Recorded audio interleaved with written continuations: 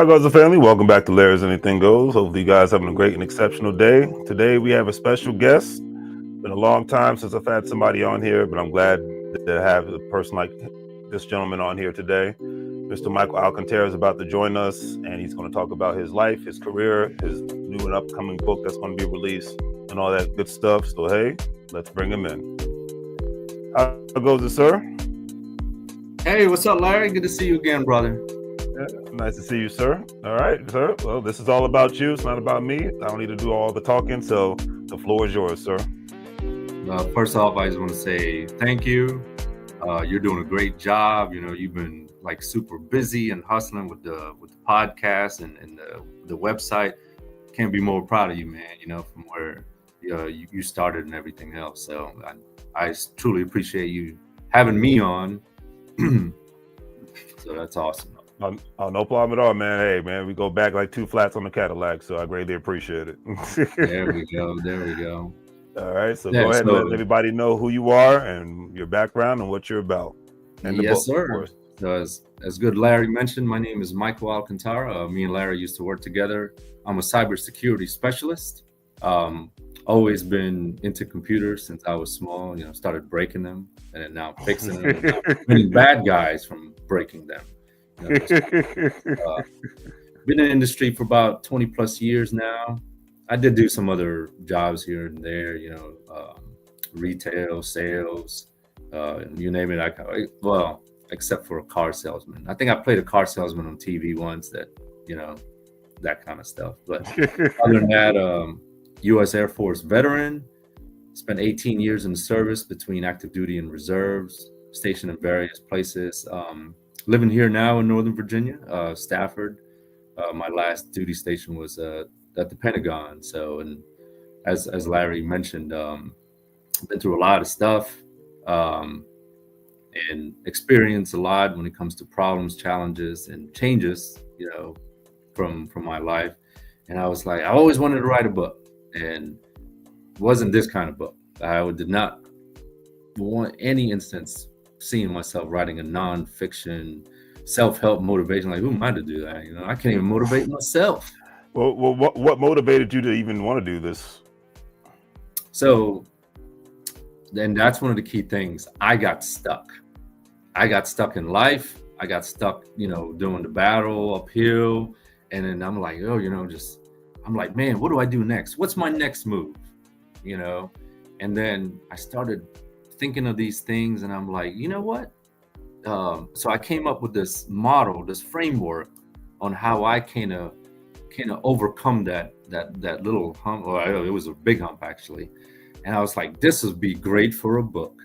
And that's essentially, so the book actually came from resistance and actually being stuck somewhere. And, you know, so it's kind of like real life experience. It's not anybody else's research, you know, it's not something I was working on before, just kind of popped out of nowhere because I was stuck and, you know, I was frustrated and I was between a rock and a hard place and so desperate, something had to give. Gotcha. This was a good thing, yeah.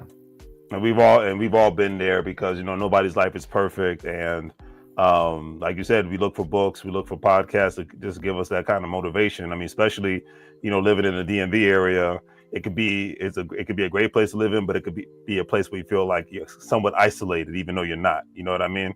Because everybody's, you know, so cliquish, and, you know, a lot of times people, I mean, heck, you remember where we used to work at?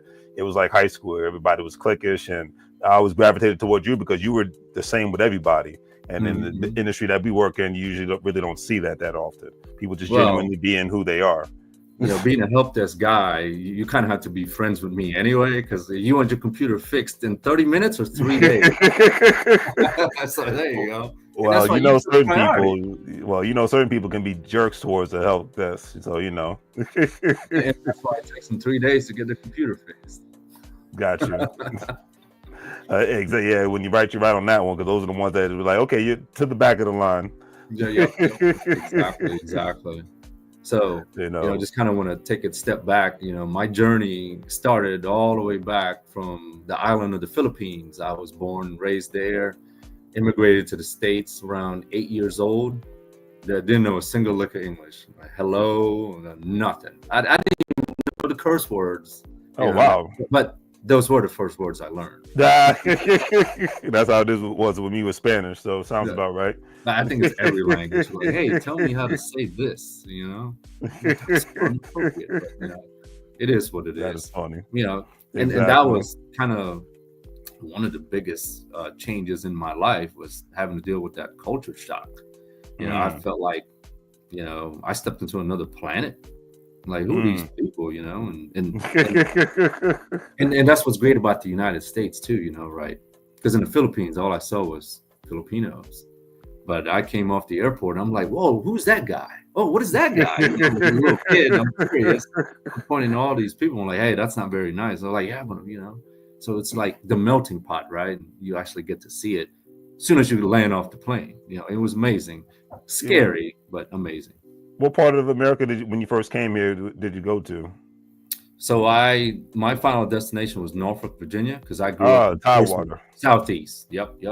Southeast Virginia. Oh, so you was basically surrounded by 80% black people, in a sense. Yeah, you're not lying. I went back to my 20-year reunion. I was like, hey, where's the other 2 Asian guys? Yeah. That's funny as hell. That's all I can say. Nothing wrong with that.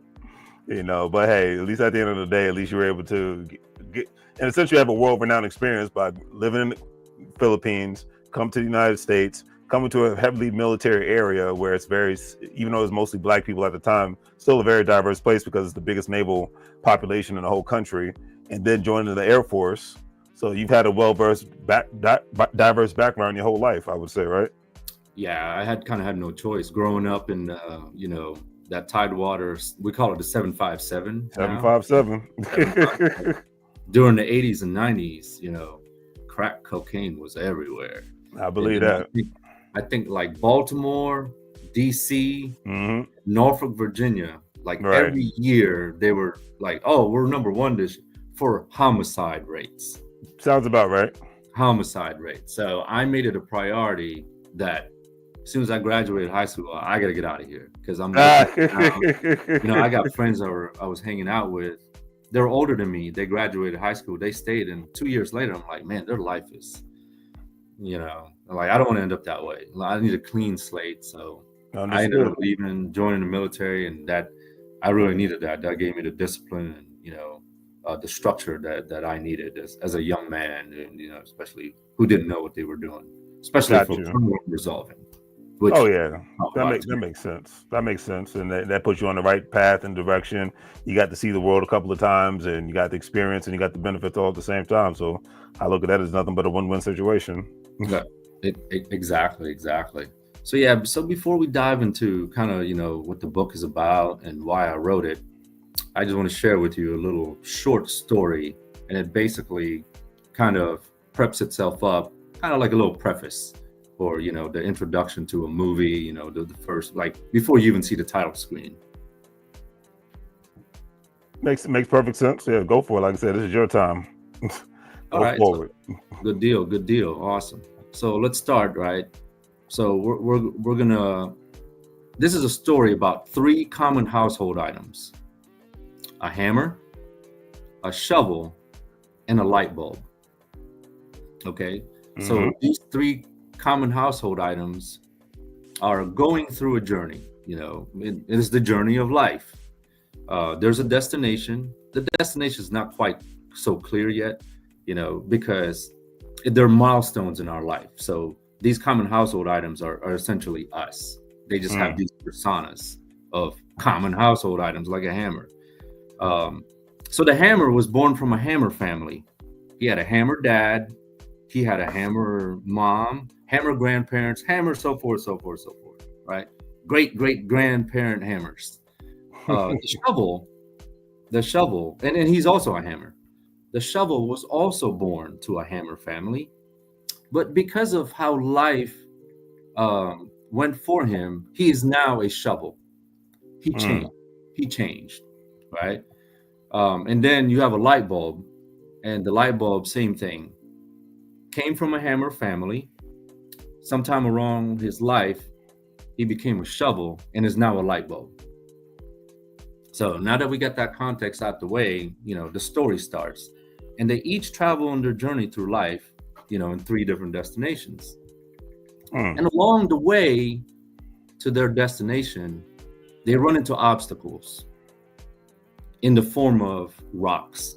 It starts off with little pebbles but they're in your way, and then they get bigger and bigger as you go forward. And essentially, these rocks are your problems. These rocks are your problems. As a hammer, you just want to hammer everything. So you see a rock, bam, hammer it, right? Get it out of the way, go on to the next one. So the shovel comes along too. He sees the rocks, he picks them up, chucks them over the side, right? And then goes on to the next one. Right. So as rocks get bigger and bigger, the hammer takes a little bit longer to knock the big rocks and the little rocks, right? And now the shovel is stuck. The rock is so big, he cannot physically carry it to get it out of the way. And so with these 3 different types of personas, this is how we approach problems as well as human beings, men and women. We tend to kind of just go with what we know. If I'm a hammer, I see a nail, I gotta hammer it, and it's so just singular focus. We don't think about the other possibilities. Here comes the light bulb. He's a light bulb. He used to be a hammer, right? So he used to hammer rocks, and then now he gets up to the big rock. Right. While the hammer is still hammering away, Larry, he's been there for, 30 days hammering this giant rock. It's probably going to take him another 1,000 years to get through the rock, essentially to get over his problem, to solve his problem. While the shovel is just plain stuck.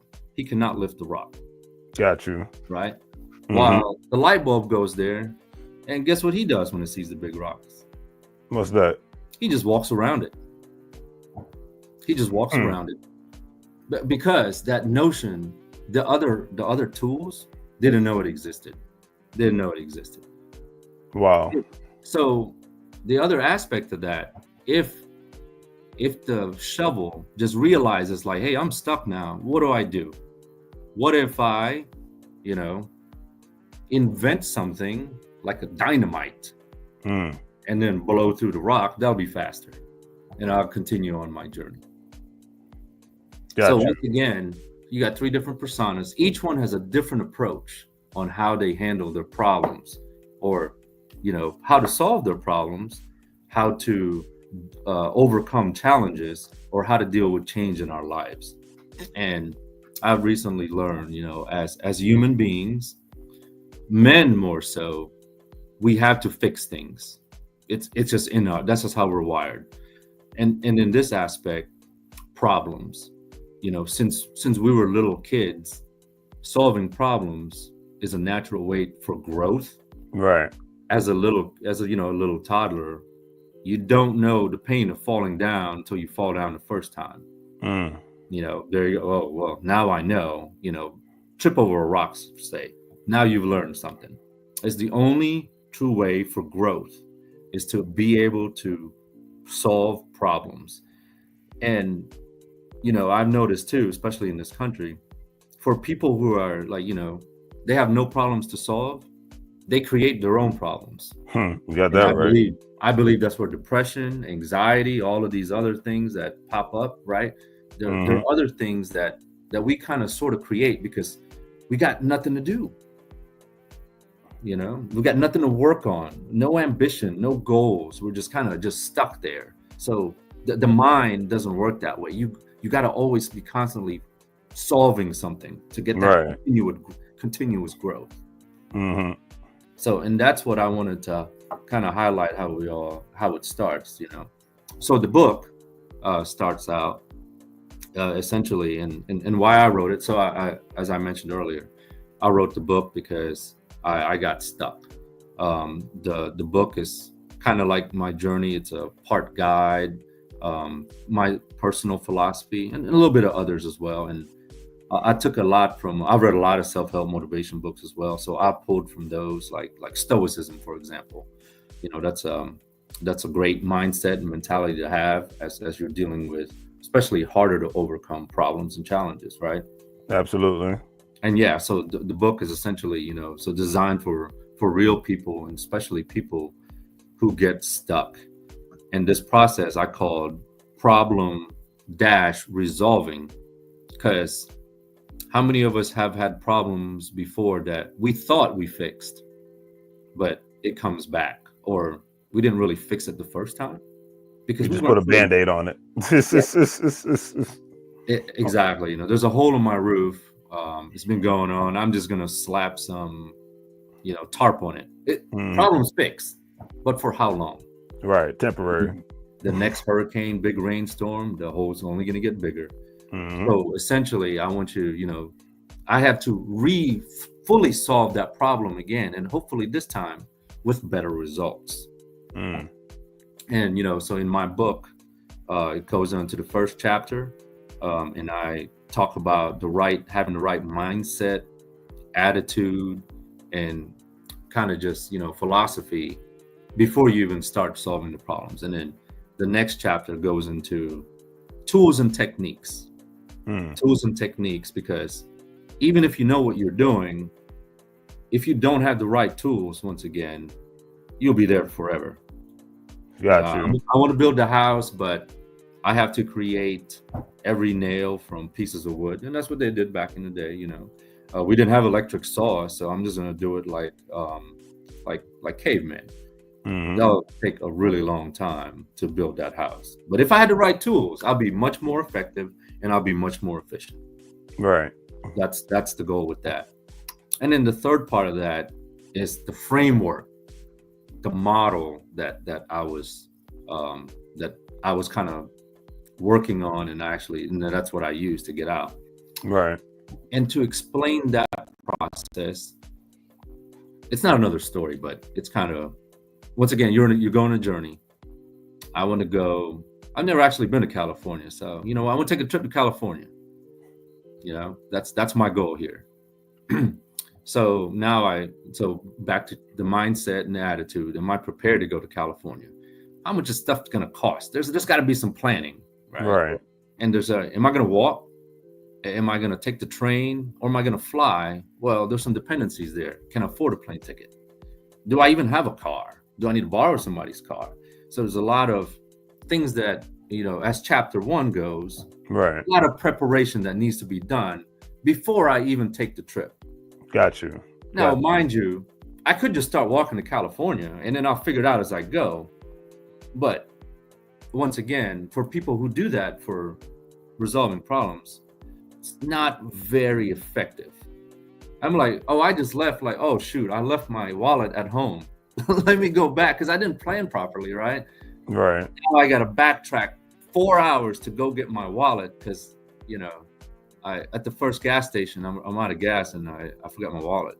So it's probably good to start planning, and let me get this, and for my upcoming trip for California. Right. The second part of that, and once again, so the tools. Okay, I think I'm going to take the car, because I can't afford a plane ticket, and walking takes too long. So the tool would be the car and everything else I may need. My different clothes, all that. So you're going to need those. You don't want to be wearing the same clothes for how long does it take to drive to California? Like 6 days? If you go steady, it could be up to at the least 3. 3? Those are long days. Super long days. Yeah, a lot of people, they'll hey, that's another story. They'll have like 3 people with them and it won't really stop that much. And some people can get there in 2 days. That's another story. That's another aspect of my book too. Let's just say that this problem that I'm trying to solve, my trip, it's a solo thing. Right. It's a personal problem. I can't really get anybody else involved. And it's not that big of a deal. Got you. Right. Got so you. I can fully do it on my own. So we'll discount the other people for now. So the third part of that is a compass, or in our case now, a GPS system. Because if I've never been to California, I guess I could probably get there without a compass or a GPS. I would just start driving until I see the next ocean. Then I'm like, oh, I think I'm on the West Coast. The weather's changed a little bit. But if you really think about it, how really efficient is that? I could be going down a road that, oh, shoot, it ends. Now I got to figure out where to backtrack. So a GPS and a compass is really required for this kind of trip.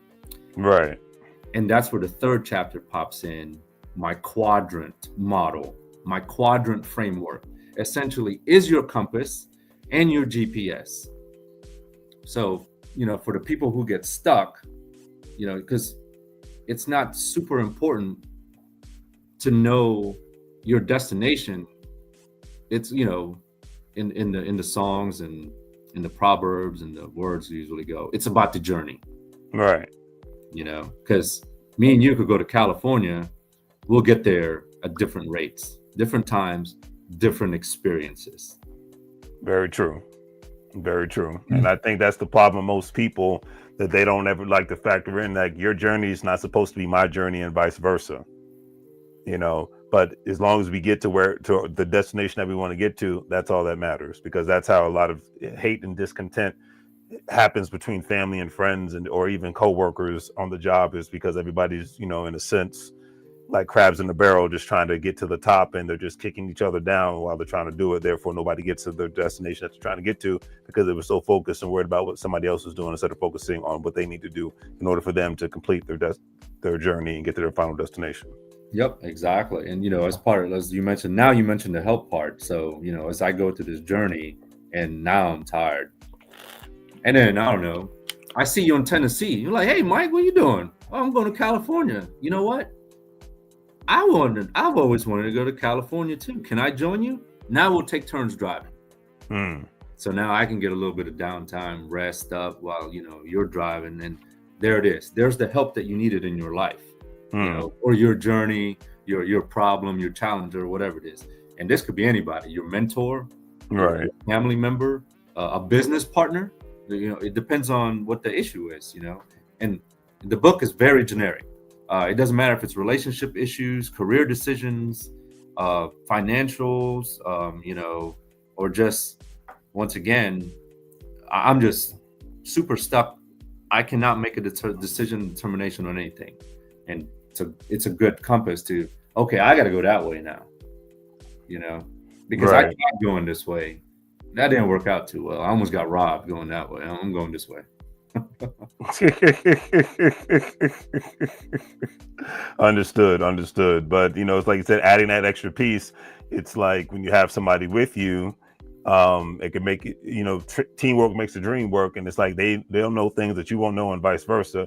And therefore it makes it easier for you. I mean, hey, these $1 million companies might have a face, like Mark Zuckerberg or Elon Musk, whether you like him or hate him, is irrelevant. But they might be the face of the company, but they are not the company. That's true. Yep. It's and always about the people. There's a team behind the scenes that you'll never, for the most part, see or have access to, that help keep this thing afloat. Whether it's Tesla, SpaceX, Facebook, YouTube, what we're on right now, et cetera, and so forth. Yep. And I don't think that gets talked about enough either in life. Exactly. So, going back to those topics as well. So, like I said, the first chapter just gives you different mindset and attitude. Like, I mentioned stoicism earlier, so different things like that. And then the second part talks about the tools and strategies. So in there, I talk about like time management. Most people don't really quite understand or notice or acknowledge that time is our most valuable resource. You only get 24 hours in a day. Exactly. But there's a mental shift to things. I only have 24 hours in a day, and so do you. However, if I had, something that I was working on and I hire you for 12 hours of the day, now I have 12 hours extra that I don't have to do that. I can delegate it to you because I hired you and you're my contractor. And got you. I haven't hung out with my family in, let's just say 3 months, and it's the summertime. They're about to go back to school. I think those 12 hours are better spent with my family. So essentially, I didn't create an extra 12 hours, but essentially I did, because of the change in mindset. I see what you're saying. Right. So in a way, you can do that. And it doesn't always have to be some kind of you're hiring somebody. Right. If you read the 4-hour work week, right? Well, A lot of a lot of tasking. People work, or I would say they get paid 8 hours a day, but they really only do like 3 hours of actual meaningful work. Right. So true. Yeah. That's why telework was such a beautiful thing, but I'll leave that alone. And in my field for cybersecurity, I'm always looking at the efficiencies. That 1%. If I could do something 1% faster today, and then 1% tomorrow, those 1% goes cumulative. 1% every day is 365% in 1 year. So that's 3 times faster. That's crazy. I mean, it's just simple math. Just 1%. You just keep adding them up. But just think about that. If we could put a time. Let's just say every problem. Well, we'll say we got small problems, big problems, and large problems in life. What if we say every large problem for everyone always takes 1 year? Always takes 1 year. I don't care what kind of large problem it is. Let's say, fixing your marriage. I start January 1st. I already know 100% it will not get resolved until December 31st of that year. Well, just doing the 1% rule, the next problem, because I'm so much better and I got the right mental attitude, I got the right tools, I got the compass, I got the GPS, my next problem will get resolved 3 times faster. True. This is so true. And well, that's another thing too. I got all these tools, but do I know how to use it? So there's a little bit of, you got to learn how to use it and use it properly as well. This is true. Yep. Right. This is true, because every day is a learning curve. Every day is a chance to learn something new. Yeah. So all that stuff is in the second chapter of the book. Prior to how to prioritize. I even put some aspects of it's so weird.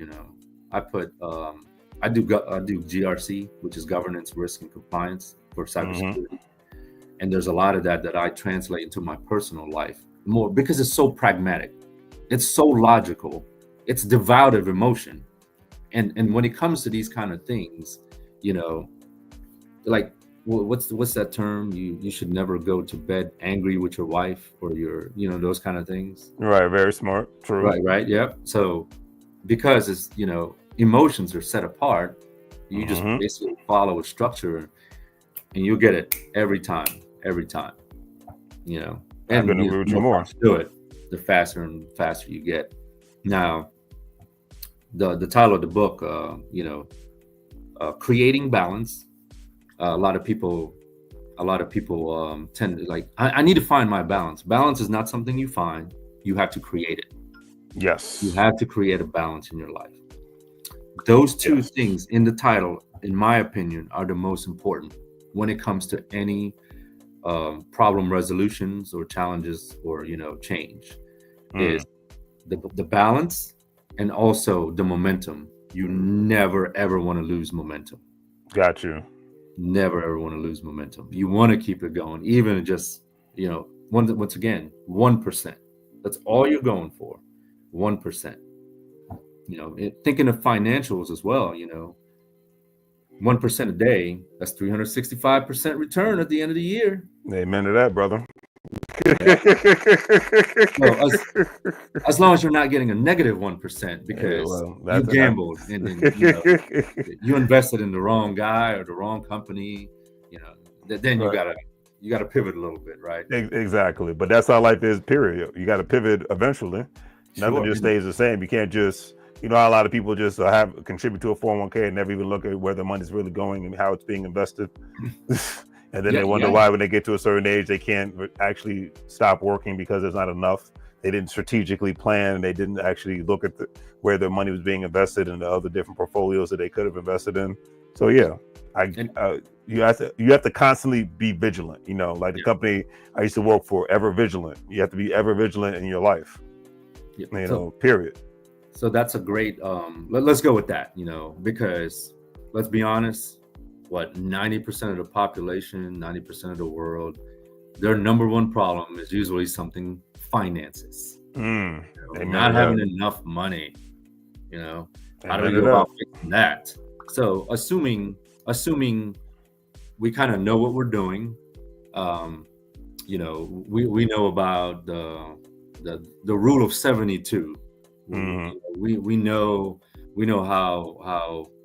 how like taxes and all that stuff, right? Like I'm talking about saving taxes. The difference between um, income tax and capital gains. Those kind Right. of things. So, and we read the books. We know what we're doing, but so now we're going to go to chapter 3 real quick, and that's the quadrant model, right? But I still am stuck now, for my finances, and typically the number one reason is that fear. Even though, and here's the one, they're fearful in a state of, let's just say you and your spouse are married. How easy is it to talk finances with your significant other? From my experience, it's kind of it's like politics. Like, oh, let's not talk about finances. It just gives me a And headache. that's sad. That should be the number one conversation, especially in today's world, the number one conversation. Because if we're not here financially, then we shouldn't even be here anywhere else.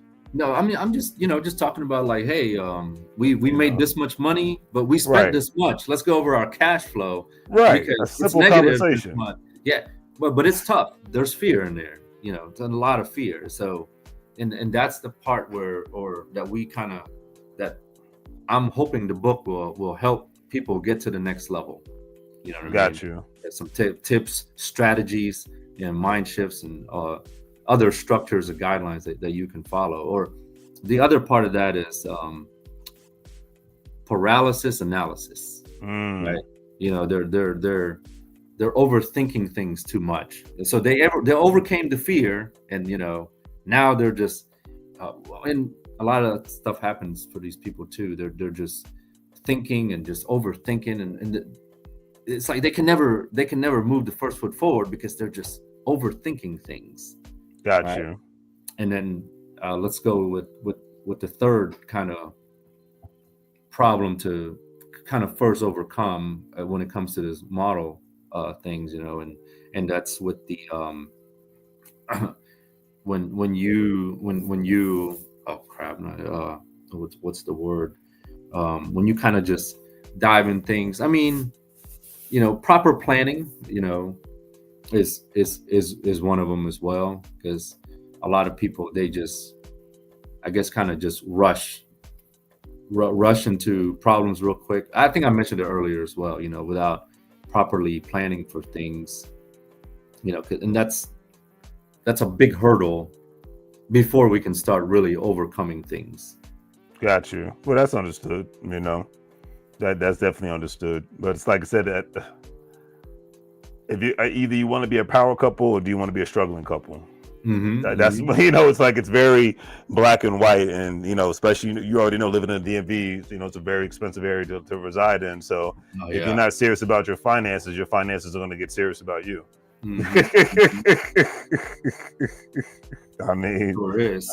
I mean, it just, I can't put it any other way. It's like you said, spending. What are we saving on? Are we even utilizing the simple things like coupons? Are we utilizing the simple things like an American Express credit card so we can get cash back rewards and get points and whatnot to apply towards our expenses? You know what I mean? If we like to travel a lot, do we have at least one airline credit card so we can utilize miles to travel with?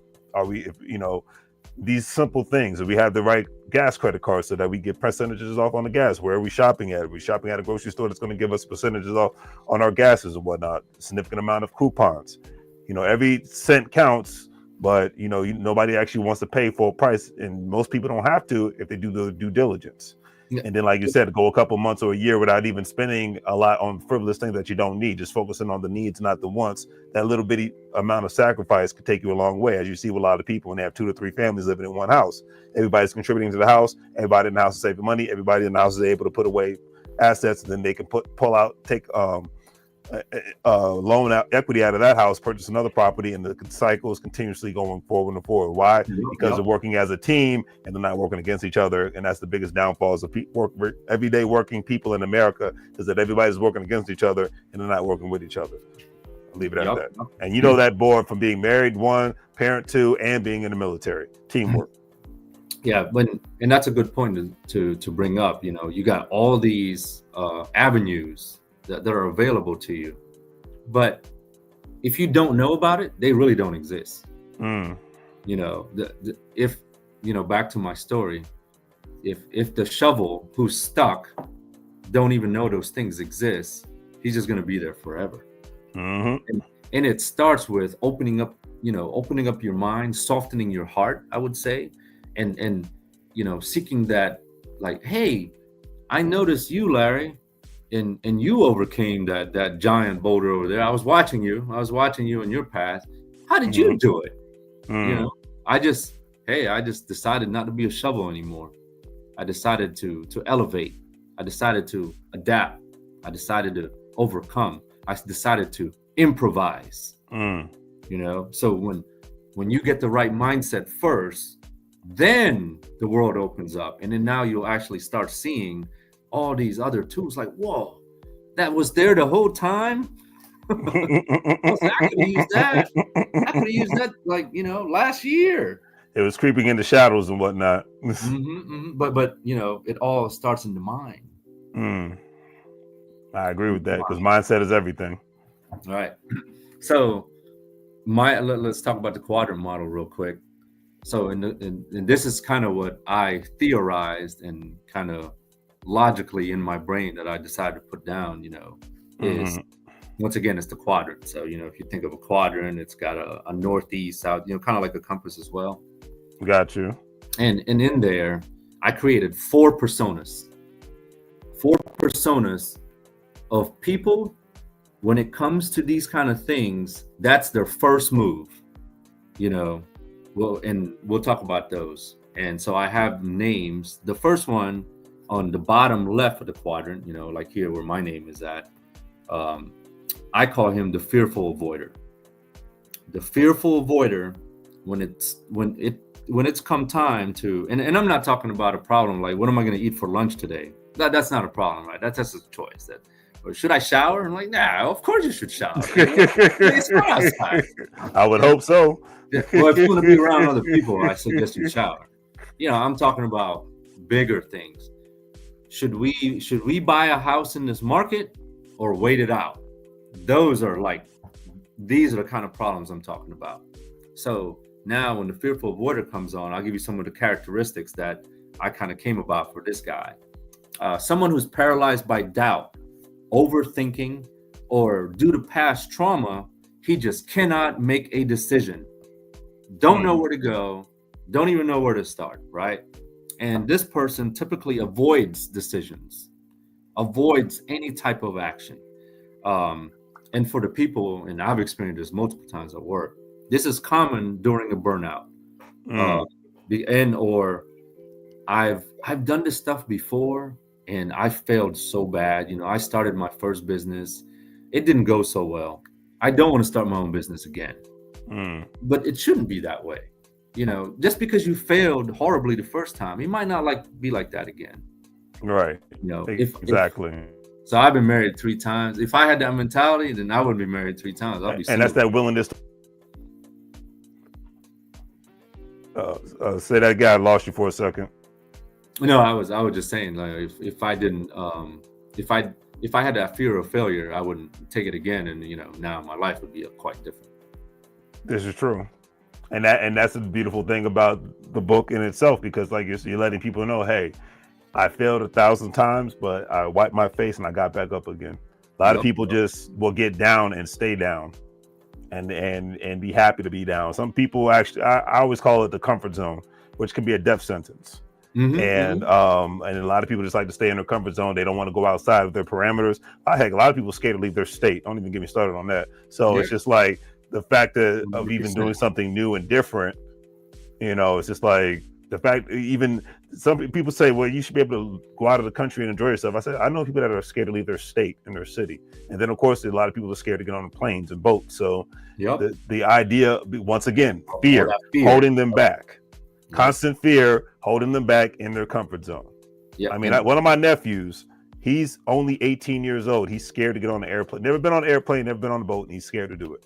Yep. And so, and that's great you mentioned that too, so the fearful avoider, that's his biggest challenge is the fear. And in the book, I define fear as false events appearing real. It's kind of just all in your mind. Yes, airplanes crash. I understand. And there's usually 0 survivors. Well, except for that Indian, that Indian airline. I heard about that crap. Yeah, that was insane. That was insane. But how many airplanes are flying overhead about us right now? And how many actually really, really crash? It's a very small number. I think you have a greater chance of getting hit by lightning or something to that effect. You do. You do. The track record throughout the history of aviation, there's been way less crashes than airplane crashes than there have been car crashes. Hell, even boat incidents. There's been less boat incidents compared to car accidents. Yeah, and like you said, he's afraid of boats, he's afraid of airplane, but he's not afraid of driving these crazy DMV streets. Exactly. And he actually lives in Richmond, which can be just as worse. Oh, so yeah. So you already know. So it's just like there's no logic to it, but once again, it's that fear. Yep. So again, for a lot of people, the unknown is better. It's best to not know than to know it all. Let's just put it like that. For a lot of people, obviously not you and me. Exactly, and I would say, so when it comes to these 4 different personas or quadrants, I was thinking about a percentage of the population in this aspect. Let's just call them 50%. Right. 50% of the people when they're thrown something huge like this, their very first instinct is just fear. I'm overwhelmed. I'm fearful. I'm because of the fail, and I'm burned out, and I'm this. I don't know what to do. So once again, it starts with if we think back on our trip, our compass, essentially what we did was we were going to California, and then we went to a road, and then that road just stopped. And that's essentially now, the feel for what we have to consult the quadrant now as a GPS, as a compass. How do I get out to go to the next thing? So, they have in the book, they'll show you, in there, basically work on clarity, get your courage up and create a structure. Just create a structure and plan it a little bit to be able to overcome that fearful avoidant persona. And it goes a little bit more into it. And, I'm just giving a little bit high level on that stuff. Oh, so absolutely. That's one of the personas. The next one is the reflective thinker. These are those guys, and the best example I can think of is that guy who wants to, everyone around me has been investing in the stock market, and I want to do it too. I want to do it so bad. And I've been saving money, and this and that. I've been putting it away every paycheck. And now I got, so much, say 10K. But I'm waiting for the perfect time, the perfect opportunity. Is it today? Is it today? No, I don't think so. No. I'll wait till tomorrow. They're not, they know what to do. Like, they want to do it. They're not fearful of doing it. They've done the research, but they're waiting for that perfect timing. And we know you cannot time the stock market.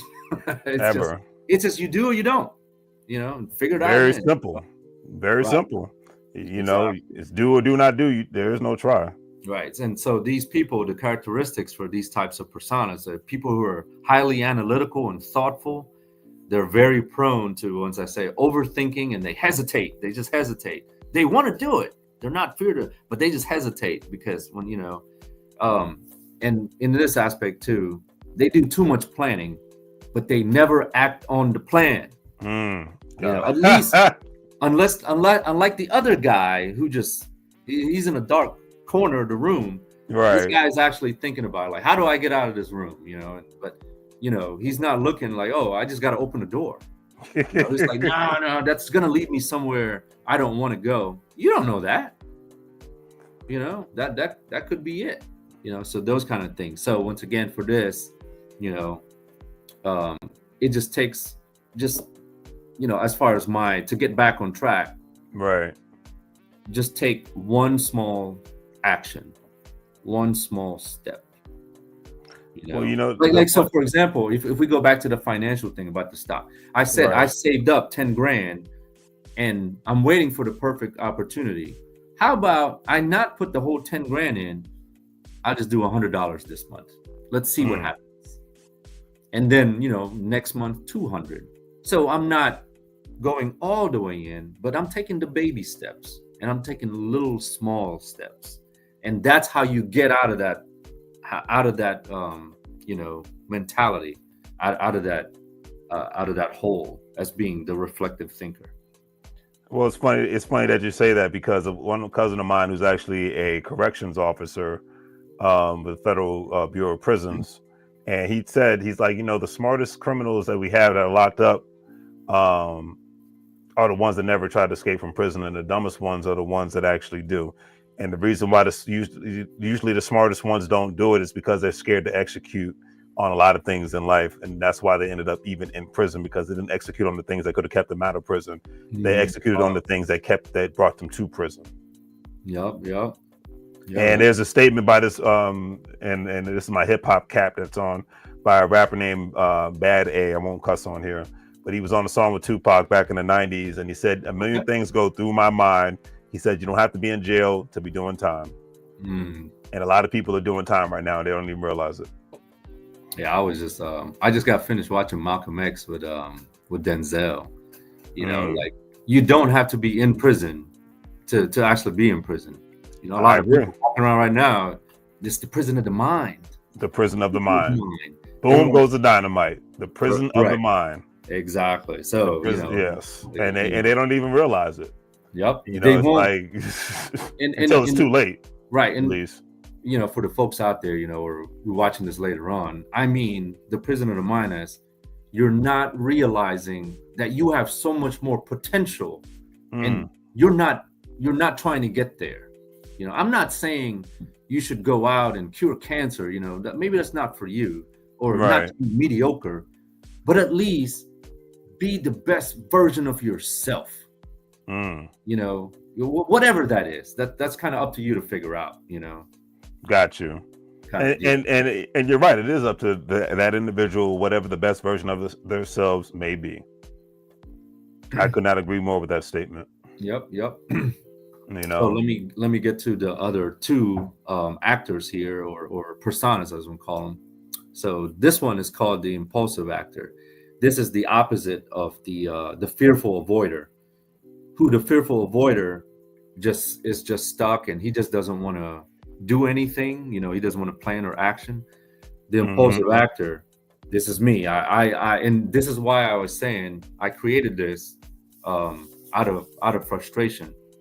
So I'm, as much as I like to talk about the hammer, I am a hammer. I see the nail, boom, I just hit it, and I just keep going. That's how I roll. That's how I've always been. So the impulsive actor is the characteristics of a person who is quick to act, often without thinking things through. High energy, decisive, but lacking in planning. Sensation seeking that thrives in urgent environments. Struggles with follow through and long-term vision. So I think I mentioned this in the book. I created a home bar downstairs. And when you're doing kind of construction type things, you always measure twice. So you only need to cut once. What does Mike do? He always measure once and cuts twice, because I just want to get this done. I just start planting nails in there. Like, oh man, I put in too many nails. I was like, I gotta get some of these nails out. So that, and that's me. And that's the compass part. You gotta know where you're starting from. And for me, that's where I always start. And it doesn't always work. Yes, I solve problems. Yes, I solve a lot of problems. But in the end, I wasted too much energy. And I did, once again, cutting twice. If I only had to measure, it's not that hard to measure it again and, just put the notch like, oh, I made a mistake and actually needs to go a little bit this way. Right. But just my impulsiveness, it's just the way I am. And now that I know that, I can better adapt myself and overcome that and improvise that. I know I'm doing that with this one particular problem. I need to go back and plan a little bit more to kind of check myself. And that's where the compass GPS thing kind of goes. I know I'm lost now. I got to go back somewhere there and figure this out. So the last persona is what everyone should strive for. I call him the balanced achiever. This is high intention with actual thoughtful action and consistent. That's the key word. Thoughtful planning with timely, consistent execution.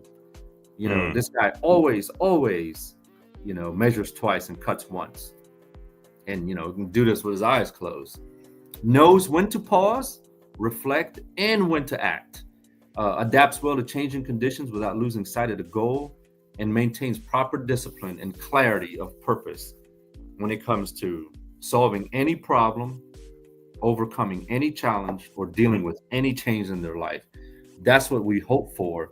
And with the book, that's where I try to push people to always be super effective and efficient in anything that they're doing.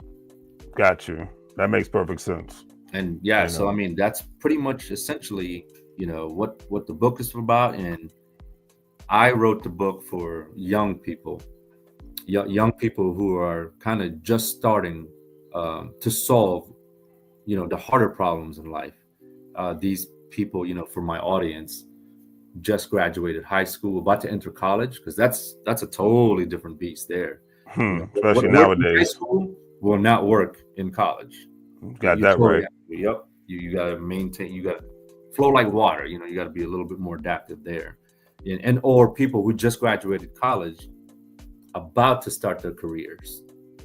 Those are the age range that I'm hoping those are the people that, I'm not saying it's too late for me and you. It's never too late. No. Old dogs can always learn new tricks. But every single day, we don't stop until we breathe the last breath. Yeah. Period. We'll just be more efficient for those guys as well. Absolutely. Well, speaking of the youth, what would you say to the youth? And because you still have young kids nowadays. Yes, sir. That obviously that you're proud of. But what would you say to them jumping into today's economy? Because this is the first generation that has to combat AI. Yeah. So as I mentioned, to a lot of people at work and my friends, you got to embrace it. Yeah, you got to embrace it. The more I sit here and I'm like, I hate AI. I wish it goes away. Now I'm being the first guy here, the fearful avoider. And in a way, maybe I'm scared of AI. I'm scared it's going to take my job. Right. So I'm just going to sit here and complain about it and hope it goes away. That's not going to happen. It's you got to go the other way. You got to go the other way. And once again, it's a shift in mindset, right? Because the way I always look at things is it working? But whatever you're doing, say, yeah, I'm fearful AI is going to take my job. Well, what are you doing about it? I'm just complaining. How long have you been doing that? Yeah, about 6 months. Notice any changes? No. But there's like every month there's new AIs coming along. Know any of them? No. Like, I think it's time to make a shift, right? Got you. At least if you want to do something meaningful about it, if not, you're going to get caught with a left hook here in the next couple of years. And then you're going to go back and say, what happened? Real talk. Where did this come from? You're the shovel. You're the shovel. You got stuck at the rock. That's The gig real. ride. Yep. That's real. I don't disagree, and that's just keeping up with the no. It's like I think our parents, not think, I know our parents' generation was the last generation didn't have to constantly keep on, having to keep up with everything, all the changes and whatnot, because things were changing at a slower pace back then compared to now, where things are just changing just like that at ever rapid rate. And with the help of COVID, everything has intensified, especially when it comes to technology. So much noise out there. How do you gosh. how do you filter them out? How do you know which one to pay attention to? And then that, so the most important thing I could say to the youth nowadays with that is like, and this is kind of part of stoicism, look inside you and see what kind of person you are.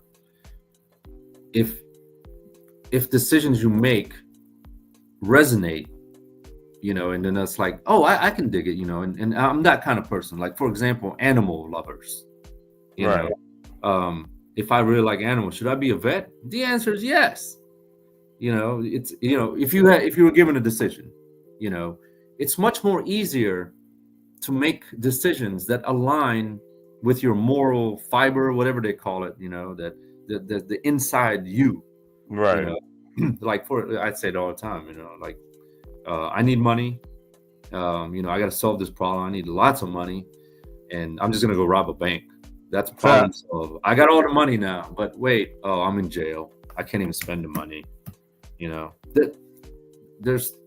It got, like we said it before, we got to the same destination. I got the money.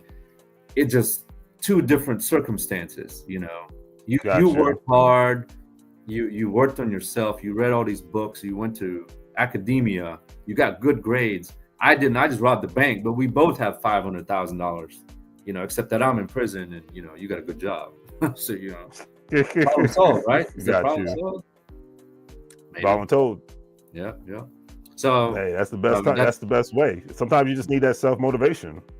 Yeah, exactly. That's what your book can be for people. I hope so. Because we're only here a little bit more time. Maybe I think we're about half, right? We're about midlife right now, our age. Right. Absolutely. But with the population increase, there's less of us and more of them in the future when they become our age. So True. We definitely have to give them the best framework so they can do what's right and, prevent the world from blowing up or whatever it is, the asteroid, This is true. Ending the human race. AI, I don't know what it is, whatever kills them. Zombies. They need to prevent all this stuff. The zombie apocalypse, huh? I mean, heck, you never know. I mean, that could be, hopefully it doesn't happen in our lifetime, but you never know. That could be around the corner before you know it. Well, that's why I want all the young people to read my book so it doesn't happen. Find a cure before it even starts. Get out there, be successful. I would hope so. Let's just put it like that. Like you, it's like I'm going to remain optimistic for the future. And you know what? I was a pessimist at one point. The grass is greener. The grass is greener on the optimist side. Yes, I agree. It definitely is. I agree, because I was definitely always, a pessimist when it came to life, and just very like, okay, yeah, it's all today's fun. I mean, in a sense, I still am, but it's gone down from 100% to at least I'm only at 10% of being a pessimist, because I have my days, because nobody's perfect. But I will say that the future is bright for those who are willing to take risks and leave their comfort zone. And I'll leave it at that. Yep. That's my personal opinion. 100%. And it's gloomy for those that want to stay in their comfort zone and constantly look in the past. Yep. Definitely. I mean, so that's pretty much, I've hit all my marks, I believe. That's my hour. So I guess the last thing too, you read the book. What's your impression of the book? How is it? I'm hoping, how are you going to use it? How are you going to kind of use fix your problem. So my perspective of the book is, like I said, it's amazing. But how I'm going to utilize it in everyday life, it's a great pep talk. It's a great reference to go back to, because not being surrounded by like-minded people, and I know you can appreciate this, not being surrounded by like-minded people enough, especially other men, it can be, it can deteriorate your motivation at times. So I can use it as a reference to motivate myself to continuously push forward with my goals and aspirations, because for some people their job is their entire existence. My goals and aspirations is my entire existence outside of my job. So I'll utilize it in regards to that. And then another thing, take more risks, not detrimental risks, but take more financial risks and intellectual risks in order to, like, great example, I'm going to this conference next month in Atlanta, Georgia. It's called Invest Fest. Yep. EY University. I'm going to make myself more assertive to engage with more like-minded people who have podcasts, who buy rental properties like I do, other avenues to make money on the internet. I want to engage more with those people, because that's not the future, that's the now. But in order for me to engage with those people, sometimes I need to reference a book like yours to be like, hey, maybe I should take it from this angle, take it from this specific angle, take my notes, go in there headstrong, be mentally prepared to engage. Because, you know, I might seem like a real extroverted person, but in real life I'm not. I'm a big time introvert. So but I become more extroverted when I'm in the right environment. It is. Yeah. And I can utilize a book like yours to become more of a person who's willing to engage and take the risk. And if I get told no, great. If the relationship doesn't transpire in regards to a business and investment aspect, then that's fine. On to the next one. Yep. So yeah, it sounds like you're going the right way. And, you know, I'm 100% with you, you know, with these kind of things, as long as you're not creating problems, you're actually, you know, once you get really good at it, you get to choose your problems now. And which one to solve first. And, you know, once you kind of get a rhythm of things, like you mentioned, I'm only an introvert unless I'm with the right people. Then, you know, I'll be an extrovert. And, you know, if you didn't know that, or if you never was willing to entertain that, you'll never know. Exactly. And I think, not that you'd be a worse person for it, but you wouldn't feel as good about yourself if that was if you never went that route. Like, you know, I think you're a better person because of that. Exactly. And I think with a book like yours, we can become the best version of ourselves by just taking the references that work out for us and go from there. Because like you said, at the end of the day, everybody's different in the journey that they're on. But do you see yourself writing more books like this? And obviously, I know you and I have talked offline about this. You're going to get your own podcast, but do you see yourself taking this journey on to other places, or what do you think? No, this is one-time. It's a one-time deal. That book was a beast. Is that right? And I made it that way so that I wanted to brain dump everything in there, because not that I don't want to do it again, but it's, you know, I think, you know, kind of like the Mona Lisa, you know, like that's it. That's the epitome of my greatness, and I don't want to do that again. I don't think I need to. I think everything's been said. Well, you don't think you see yourself maybe writing a book in regards to another subject matter? A children's book. Okay, there you go. No, I'm kidding. You know. A children's book about better you than me. Hammer. The hammer. I can incorporate that in a children's book. The hammer, the shovel, and the light bulb, right? In a sense, yeah. Because remember, with a children's book, it doesn't have to be as long. Yeah, and there is a moral to the story. There you have it. You know, so it could be, as they call it, infotainment. It could be entertaining yet informative all at the same time. Who knows, Larry? We'll see. That's another chapter in my life, good sir. That's another chapter. You know, hey, the sky's the limit. That's why I call this channel Larry's Anything Goes, because, you know, in life, anything should go, is within reason, obviously. Because too many times people want to place themselves in a box, and I'm like, burn the freaking box. Yeah. Okay. Yeah. You don't grow in a box. You grow when you leave your comfort zone, and you know that more than anybody else. I mean, being in the military, you probably got sent to places where your life was in danger on countless occasions, and it didn't kill you. Obviously, you're still here. You know, so trials and tribulations. You know, and it made you a stronger person. I did that every Saturday when I was in my 20s. It's called Southeast DC. You're so stupid. Little bar. I'm just kidding. I don't really want to be here. I'm just kidding. And that No, was back I when got people. that's I back got when people. DC was really rough. People think it's crazy now. That was when it was like murder city. You remember? Yeah, So I got people in Southeast. I love y'all. okay, I was about to say you're always gonna have some Washingtonian. They know what it is. Oh yeah, yeah. if they got in their feelings, I'm gonna laugh at them. Northwest don't go down Southeast. Oh, exactly. Even to this day. So I'm good. I did enough of that, like you said, when I was younger, playing Russian roulette. Yep, yep. so, so what do you think you're going to call the name? I know it's in the infant stages, but do you know what you're going to call the name of your possible future podcast? Yeah. So the book, just to give you a state of where the book is at, it just got through a development edit. Mm-hmm. I'm still working on self-publishing it sometime around September-ish before everyone goes back to school. I am Right. working with a hopeful publisher, but I had to finish the development edit first, and then have her check it out to see whether they want to publish me or not, and Got then you.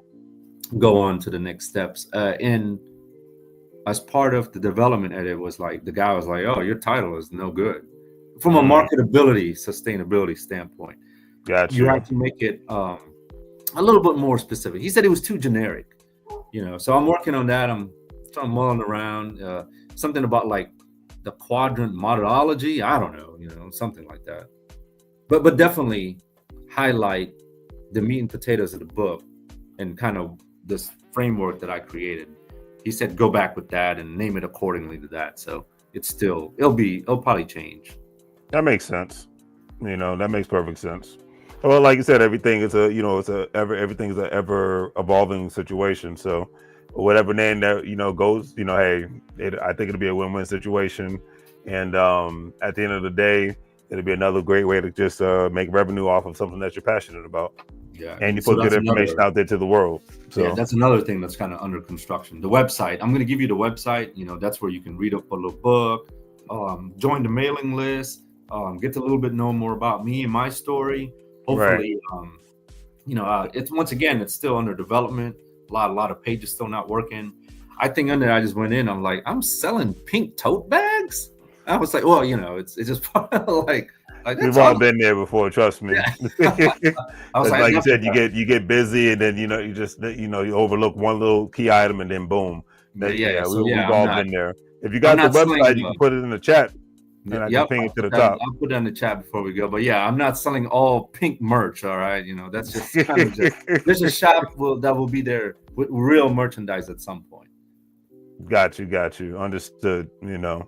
But yeah, I think it's a great thing. And with your future podcast, do you see yourself interviewing people? Do you just see yourself putting out shorts? I mean, or just I know everything's in the infant stages right now. No, I was hoping just to kind of go on and just talk about the more for educational purposes. For what I just don't have time to read the book, so I'll create maybe like 10-15 minutes of me talking about certain sections of the book. Got you. That makes Like sense. yep, like the power of why. That's Mm, that's one of the very first sections that talks about when it comes to tools. Like essentially, that's your moral compass. Like why do you wake up at 5 a.m. and hit the gym religiously and be at your desk by 7 every single day, Larry? What drives you? What motivates you? What keeps you going when your tank is on empty? When you're running fumes? What is it? Is it your family? Is it personal? Is it your parents? Or just something else? That's super important. So little things like that. got you. Yeah, because everybody's why. I mean, I could list my why is like you said, family number one, but then two, it's just like I had to look myself in the mirror. So I was like, hey, did you do good today, or were you just lazy today? Mm-hmm, mm-hmm. You know, did you Yep. learn anything new today, or did you not? A former coworker of mine, he said, if you go the whole day without learning something, you basically failed for the day. Yep. It's kind of part of my why as well. I always strive to be a better person today than I was yesterday. And guess what? I'm gonna throw it back out there, even if it's 1%. There you go. Even if it's 1%. That's So all it I takes. think I already knocked all that out with this one, doing a podcast, sharing my story. Hopefully it goes out there. Somebody reverberates with it, and they'll buy the book. Totally changes their life. I did my job. There you have it. Yeah, and I made $15 because that's how much the book's going to be. So And boom goes the dynamite. Somebody's future is worth $15. Hey, I'm not mad at that. Boom goes the dynamite. All right, let me see okay, you put the link in the chat. It says has failed. I don't know what happened. Well, it's super easy. Try it again. Yeah, I was going to say it's just my first and last name .net. Yeah, it says the comment has failed. Yeah, just put in michaelalcantara.net. www. Okay. Did you put it in the link via the system, or did you put the link on YouTube? Oh no, I put in the StreamYard. Am I supposed to? Yeah, that's why it failed. Yeah, go to YouTube where we're live right now. Got it. Appreciate it.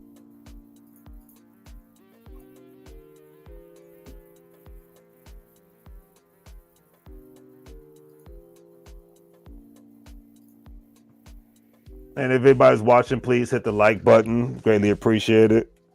I think this is one of your friends who put a comment up here, Mike. Yeah, that's my son. He's my eldest. Oh, okay, nice. Keeping it in the family. Hello, son. I wrote the book for him. He's lost. Okay, so he's fearful. I love it.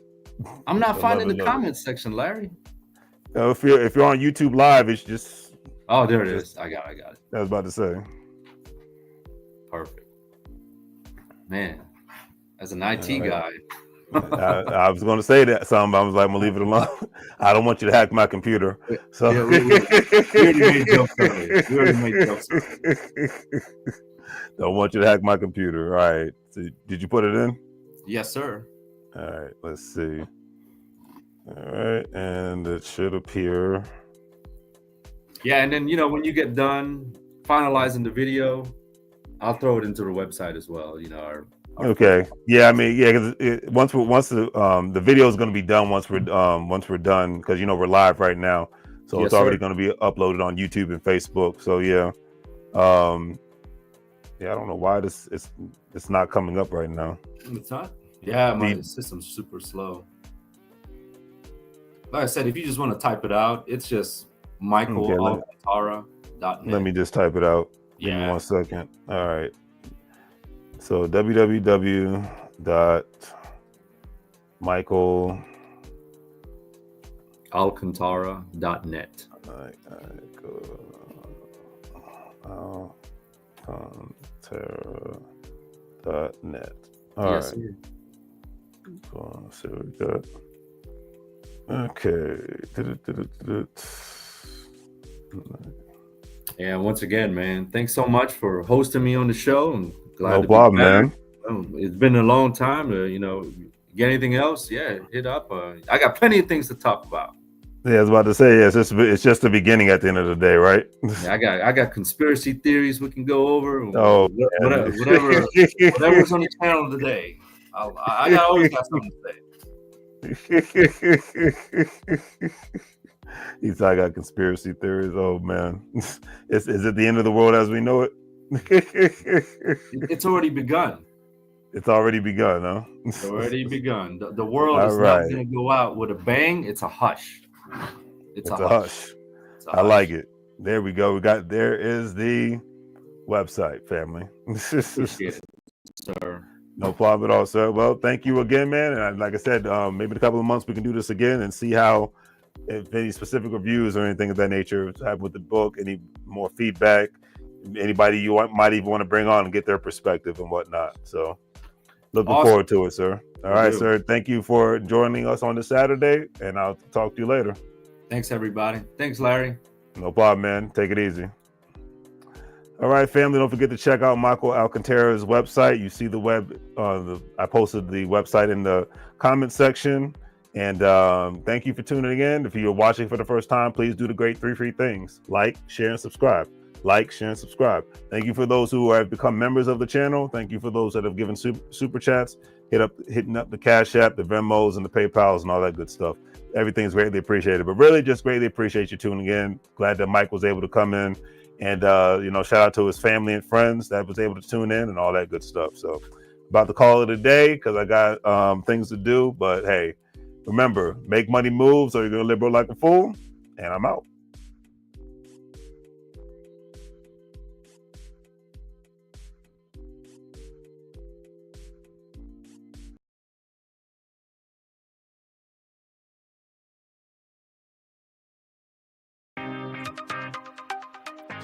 Hello, everyone. Welcome back to Larry's Anything Goes. Hopefully, you're having a great day. If you've been watching Larry's Anything Goes programming, you know that we are not only providing great financial intelligence content as much as possible by interviewing other financial professionals, professionals in the travel industry, real estate industry, etc., and so forth, but we provide various services when it comes to specific products that we sell, from anything that you would actually find on Amazon or actually at Walmart, etc., and so forth. And we are actually providing specific products due to today's current crisis and whatnot to ensure that we provide the right services and products that you need at a reasonable price when it comes to medical face masks, when it comes to hand sanitizer, and when it comes to latex gloves and things of that nature, and etc., and so forth, toilet paper, paper towels. But we have what you need. Also, family, don't forget that Larry's Anything Goes is a part of an affiliate marketing network known as Gold Standard Partners, where you have the opportunity to buy cryptocurrency and allow others to invest with you as becoming an affiliate marketing partner. And obviously, if they purchase a package with the program, you're able to make money off their package purchases and make money off of their crypto purchases and things of that nature. If you want to join, please follow the links in the description, and I'll give you a call as soon as you sign up and purchase a package, and we'll go from there. But definitely, it's all about the best way to make money moves is to have currency with one another and to ensure that currency is always being spoken of on all levels, so it benefits everyone and not just one specific person. That's a lot of things that people forget about. So think about joining the program, and we'll be able to go from there. But if not, either way, it's always appreciated. And thank you for watching. And hopefully you guys have a great day and continuously make money moves so you don't live broke like a fool. Take care. As you can see, with our various products, we have our financial apparel, as you see, wearing There's Anything Goes t-shirt, financial intelligence is sexy, face masks, latex gloves, things of that nature, to obviously ensure the safety of you and your family all at the same time.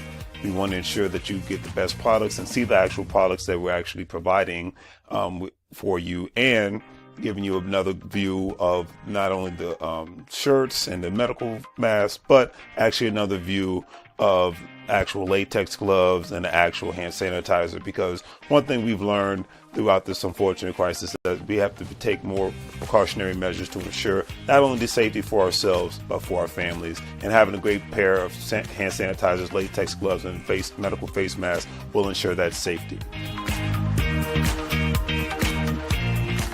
And with all that being said, hopefully you guys will check out our online store. We have the various products that you see here. With a couple of clicks, especially if you're paying via PayPal, it makes life that much easier for you to purchase our various products, especially during this unfortunate situation. You see the apparel from Larry's Anything Goes. We have the medical products when it comes to hand sanitizer, latex gloves, medical face masks, and things of that nature, and various other products. So please check out Larry's Anything Goes. Support small local businesses. We greatly appreciate it, and hopefully that you have a good day.